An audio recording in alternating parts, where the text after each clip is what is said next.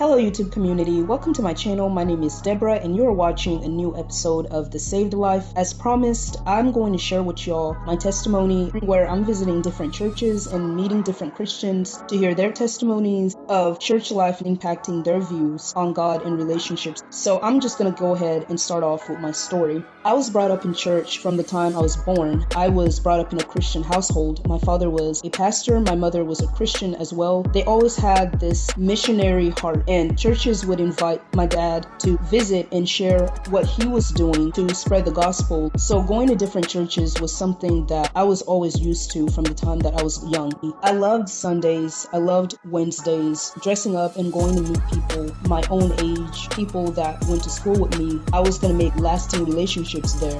Friendship was something that I grew up looking at and watching in movies, shows, and reading in books. I looked forward to that as well from my own life, and I knew that it was going to come because if I went to a place like church every single week, it was inevitable that I was going to have those relationships as well. Another thing that I looked forward to with church and church culture was impacting the world with my fellow brothers and sisters in Christ, and I thought that going to church was going to expose me to that. In fact, I was waiting for years for a pastor or a teacher to give me a position in church and tell me what I was supposed to do. I have a tendency to go with the flow of things, to follow people who seem to know what they're doing. That was also why I went to church for as long as I did. However, all of these expectations were greatly disappointed because when I went to church, I met beautiful, friendly people. At home, my only friend was the Holy Spirit. My only friend was God and Jesus. The friends that I met at church just weren't a part of my life at all. I thought that going to church was going to ultimately send me to my God-given purpose. Eventually, I grew disillusioned with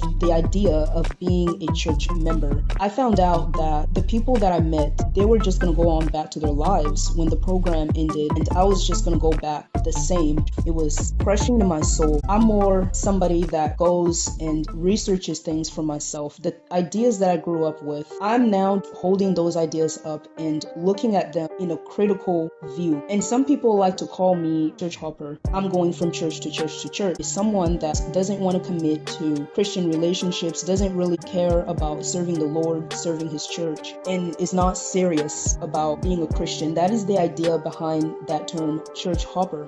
All the people that I've been seeing for the past decade, I would try to set up time in my schedule to see them. I would even ask them about their own schedule. I would even ask them if they were interested in anything, what their hobbies were, what their interests were. They move with this attitude that all they have to do for relationships, for connections, is just go to the same programs, do the same thing every week, and just go about their lives and forget about it. I've had a history of missed calls and ignored text messages. I've come to realize I can't live a lie. I can't call people friends and family who have no intention of sharing my personal life. If I truly want relationship, I'm going to have to find people who are actually willing to make themselves available. And there are 4 things that I've gradually come to understand about community. The first one is relationships. People need to be consistently involved with one another, involved in each other's lives. They have to be willing to do that over and over again, just like anything else. The next thing is cooperation.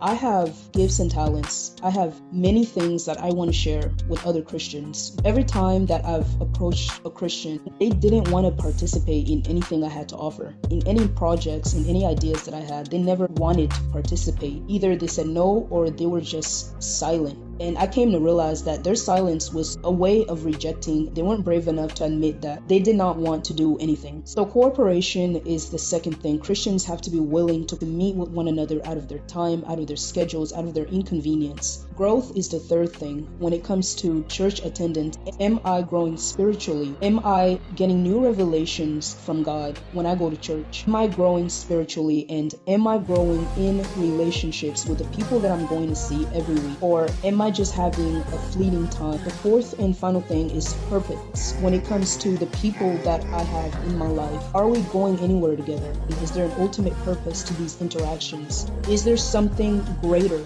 that we're actually moving into? Or are we just, again, having a fleeting time to go about our lives feeling just a little bit better for an hour or two. What is our time tying into? Are we ultimately fulfilling our God-given purpose with these hangouts, with these meetings, or are we just killing time? A lot of activities still that we participate in, and millions more aiming through life with no direction, with no fulfillment, even those in the religious sphere. In the next episode, I'm going to introduce to y'all somebody that I met in the previous church that I visited. He agreed to help me with something. He's been very consistent with that promise. And if you guys like my content, make sure that you hit that like button and you subscribe for more from The Saved Life.